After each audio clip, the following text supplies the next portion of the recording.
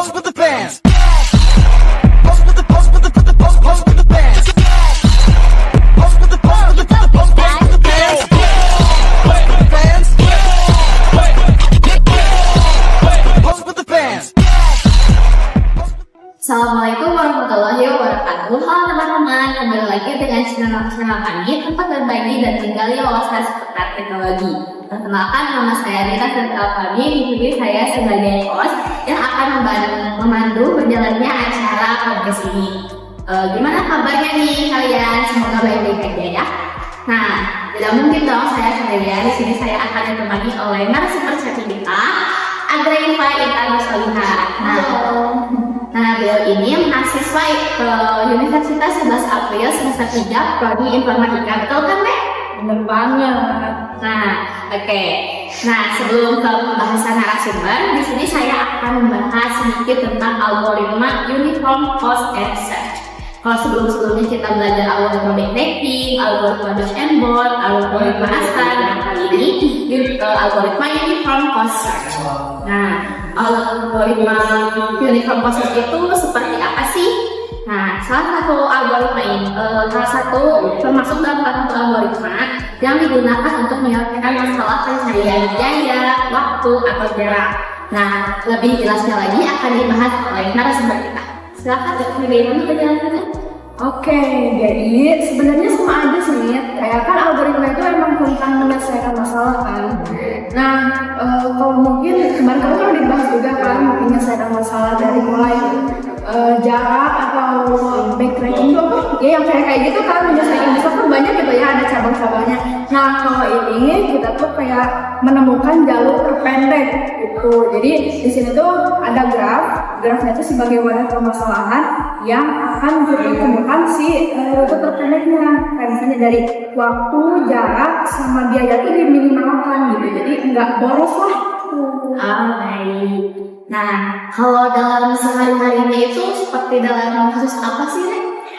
Sebenarnya kita tuh tanpa sadar udah mempraktekkan loh algoritma uniform cost search ini. Jadi kayak misalnya nih, kita pengen jajan kan, pasti kan kita pengennya tuh ke minimarket yang terdekat. Gak mungkin kan kita jauh-jauh dari minimarket yang jauh, terus memakan biaya, terus si bensin kan pasti mengeluarkan biaya juga kan, gitu. Jadi untuk permasalahan kasus kehidupan sehari-hari itu kita mencari rute yang paling pendek, yang paling dekat, ke minimarket yang paling dekat misalnya gitu. Nah, untuk penerapan uniform cost search itu sendiri, di sini kita punya dua komponen dasar, ada node sama ada edge.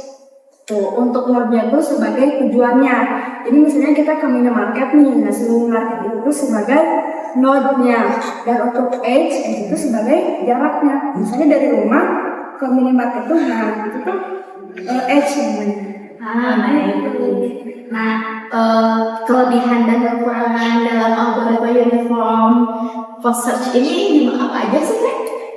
Pasti ya, setiap algoritma itu kan pasti ada kelebihan. Enggak setiap algoritma juga sih, setiap segala sesuatu itu kan pasti ada kelebihan sama kekurangan, termasuk si algoritma Uniform Cost Search ini. Kelebihan ya, tadi ngebahas tentang kelebihan dari algoritma Uniform Cost Search. Nah, yang pertama tuh ada optimalitas. Jadi optimalitas itu kan menemukan solusi, berarti kan menyelesaikan masalahnya lebih optimal, solusi itu lebih optimal atau jalur lebih pendek gitu. Dan biaya juga kan pastinya lebih hemat ya kan, jalan pendek itu. Terus yang kedua ada fleksibel. Uniform cost search itu diterapkan kayak pencarian yang melibatkan graf berbobot. Jadi misalnya kan di sini grafnya kita ngebahas tentang wadah masalah nih. Jadi si uniform cost search itu bakal mencari solusi di dalam wadah permasalahan itu asal bobotnya tuh non negatif. Baik. Terus yang ketiga, sorry ya, udah baca. Terus yang ketiga juga ada sederhana. Tadi yang udah aku jelasin itu sederhana, mudah dipahami gak sih? Kayak lebih mudah dipahami kan konsepnya juga kayak si analoginya kita nyari minimarket yang terdekat, jarak terpendek, waktu biaya juga lebih hemat gitu. Dan jadi konsepnya kan sederhana. Itu kelebihannya ada 3 itu. Terus kemudian ada kekurangannya. Yang pertama efisiensi. Kalau misalnya permasalahannya tuh kayak banyak atau besar, pasti kan waktu akan lebih terbuang ya, karena kan permasalahannya juga banyak atau kompleks gitu. Jadi si waktu yang dihabiskan juga lumayan. Yang pertama efisiensi. Terus yang kedua juga si uniform process itu tidak memanfaatkan informasi heuristik. Jadi heuristik itu analoginya seperti ini.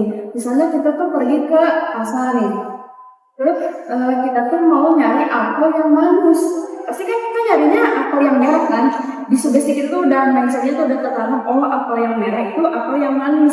Jadi kayak penerawangan ke depan. Nah, si algoritma uniform process itu tidak menggunakan informasi heuristik ini. Jadi itu agak banyak node yang tidak relevan itu akibatnya. Terus kemudian membutuhkan memori yang besar karena uniform process itu menyimpan semua node yang sudah dihampiri. Jadi si data-datanya juga tersimpan di struktur data yang mengakibatkan memori juga harus butuh banyak kan menyimpan data-data tersebut. Gitu. Baik. Sangat detail ya penjelasannya. Lalu lanjutnya nih. Pasti kan ya algoritma itu pasti punya tetangga nih. Kalau tetangga di dalam algoritma ini gimana? Algoritma uniform cost search. Untuk tantangan dalam pengimplementasian si algoritma ini. Yang pertama tuh ada kompleksitas memori. Seperti yang udah dijelaskan tadi kan node. Jadi uniform process itu menghampiri semua node yang udah dijelajahi, terus si datanya juga tersimpan di struktur data. Jadi pastinya membutuhkan memori yang lebih besar. Dan untuk penyelesaian masalah dari ekspansi node ini atau memorinya, yang pertama kita ada batasan kedalaman. Jadi membatasi kedalaman pencarian untuk menghindari eksplorasi. Jadi dibatasi gitu. Uniform process itu jangan menghampiri semua node, tapi ada batasan-batasannya. Jadi terbatas. Terus yang kedua juga ada iterative deepening, menggabungkan uniform process dengan depth first search untuk membatasi kedalaman secara bertahap. Sama itu juga intinya membatasi lah secara bertahap kalau yang ini. Terus selanjutnya ada heuristik yang tadi udah dijelaskan kan, berarti harus ada informasi heuristik juga, informasi tambahan untuk menerawang itu nanti hasilnya pasti ada atau enggak gitu, perlu enggak dikunjungi sama uniform process ini gitu, intinya seperti itulah. Terus yang kedua juga ada waktu komputasi. Tantangannya karena uniform process itu mengeksplorasi semua node, jadi mungkin termasuk jalur yang tidak optimal juga. Nah waktu itu bakal sangat lama. Seperti yang tadi dijelaskan ya, kekurangannya gitu.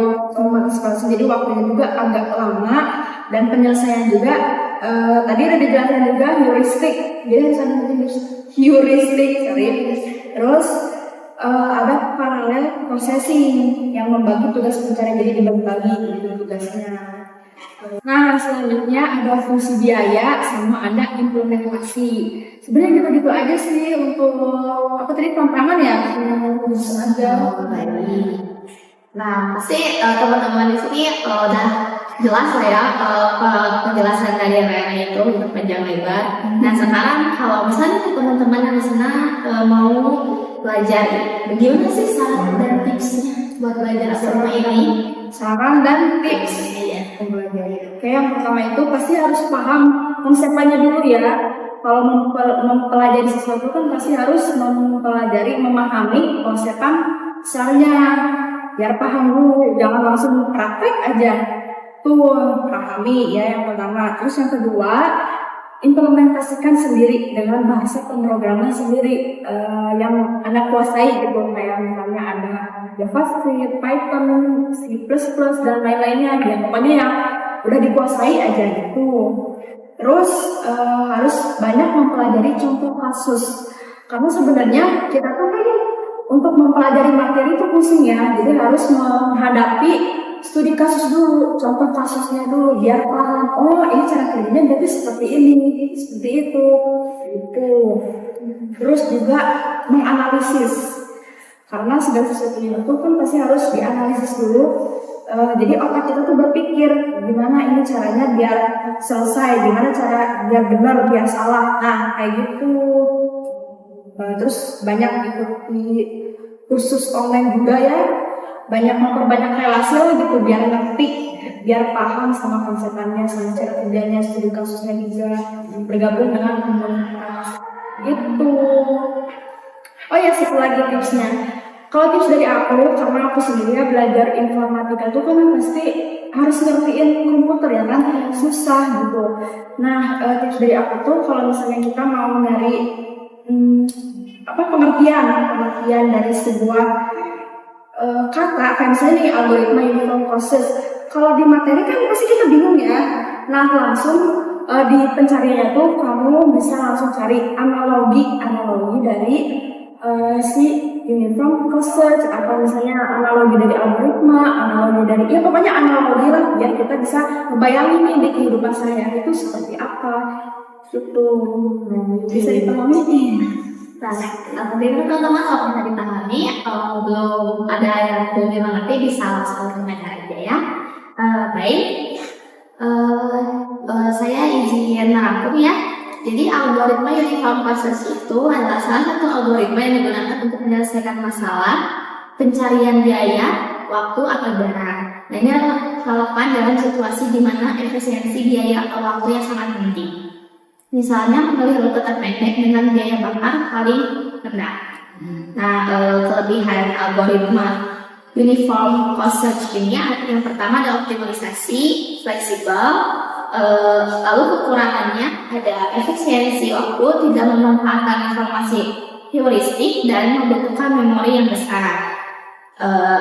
Lalu ada tipsnya, yang pertama kita harus memahami konsep dasarnya dulu, lalu mengimplementasikan sendiri. Yang ketiga visualisasi, yang keempat mempelajari studi kasus, yang kelima bandingkan dengan algoritma lain, yang keenam baca literatur, yang ketujuh banyak-banyak latihan soal, yang kedelapan mengerjakan proyek kecil, lalu ikuti kursus online, dan yang terakhir bergabung dengan komunitas.